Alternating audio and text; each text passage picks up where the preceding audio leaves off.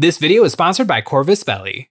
In my never-ending quest to play every miniature wargame under the sun, I have finally arrived at Infinity by Corvus Belli. This is a game I've had my eye on for a long time. I love the kind of anime-inspired sci-fi miniatures, and there's a bunch of different factions I want to play. I want to play Nomads, Hak Islam, and the JSA, the Japanese Successionist Army, which is where this guy is from. This is a Daikai, the heavy infantry of the JSA faction, pretty good in shooting and very good in close combat, and because I'm me, gotta paint the close combat one first, because what good is shooting when you can engage your opponent in glorious melee combat?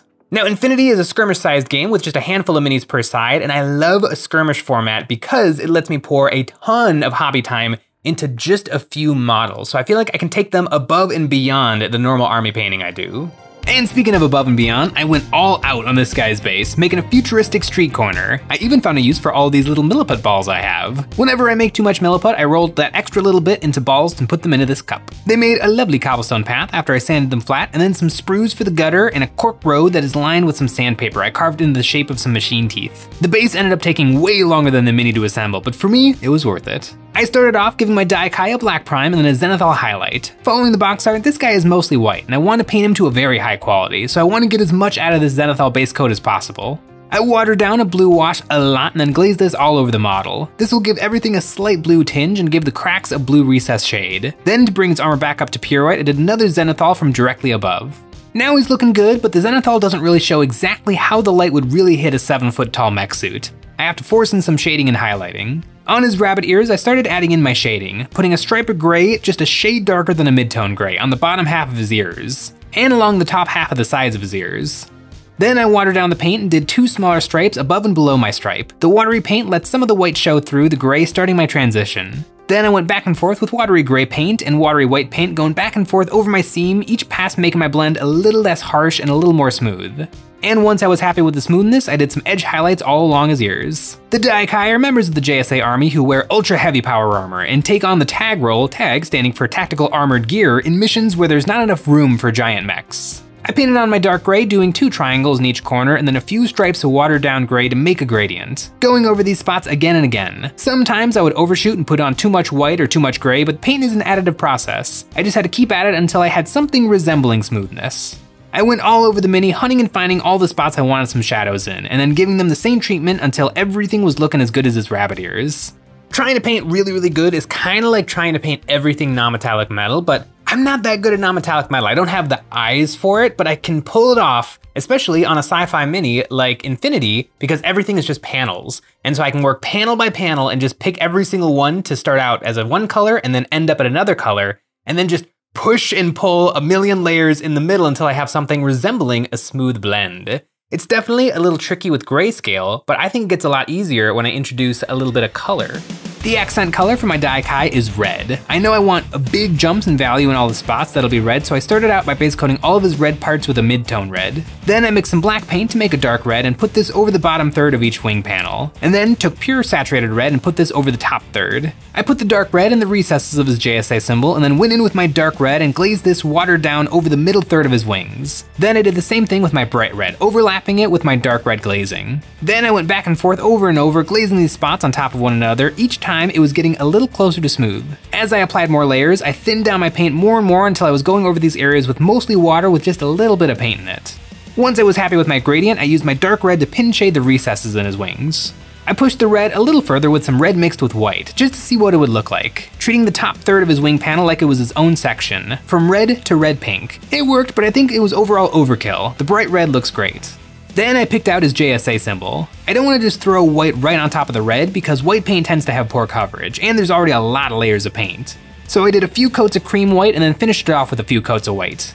I treated all the red parts of the model just like the wings. Now all the things are picked out, I decided to do some freehanding. On his shoulders he has red rectangles, and for these I started out with a dark red square and then putting a bright red square on top and then glazing in the middle to create a transition. This guy's name, Daikai, translates to Great Demon, a fitting name because he's basically an unstoppable murder machine, as long as there's no pesky nomads to show up and hack him. I did the same thing on his wrists, but instead of red, I used white, doing a white square on top and a gray square on the bottom, then a gradient in the middle. Then I just did some good old-fashioned freehanding. The Daikai has some abstract lines running around his chest. I started these out with my dark red color, and then around his nipple area, I switched to my bright red paint to finish off these markings. With the red complete, there was just a little bit more color left. On his forehead markings and sword, I painted these with a teal color, adding some white paint to make this color a little lighter, shading along the tip, and then using a blue paint for the base of the blade. Doing my push-pull in the middle to create a gradient. I edge highlighted the blade and then I had a thought. Why not add some lightning effect? I sketched on some scratchy lines around the tip of each sword. These are futuristic swords, able to carve through even the thickest tags. Now I'm trying to paint really good, but there's some stuff that just works really well and doesn't take much effort, and one of those things is chipping.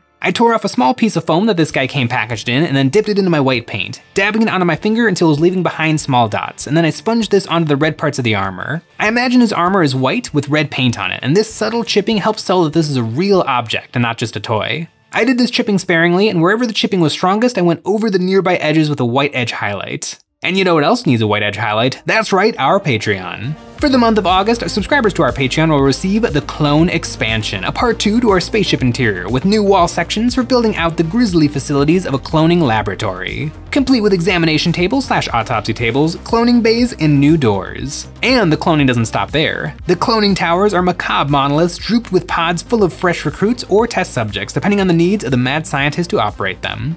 Taking another look at the mini, I'm really liking him, but I see another opportunity on the sword. I don't often use this Bad Moons color because it usually shifts into green, but maybe that would be perfect on these swords. I glazed it over the tip and it shifted them into a super saturated yellow-green, following the gradient I already have down.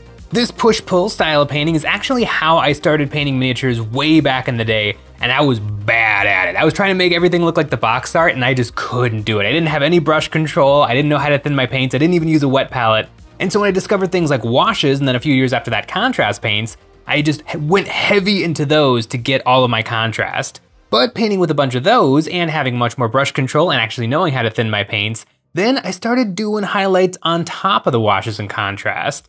And then, eventually after that, I kind of figured out I didn't need the washes and contrast. I can, with enough effort and enough time, I can make the mini look like it does in my head. But speaking of time, this guy took me the better part of the day, so kind of just want to knock out that base.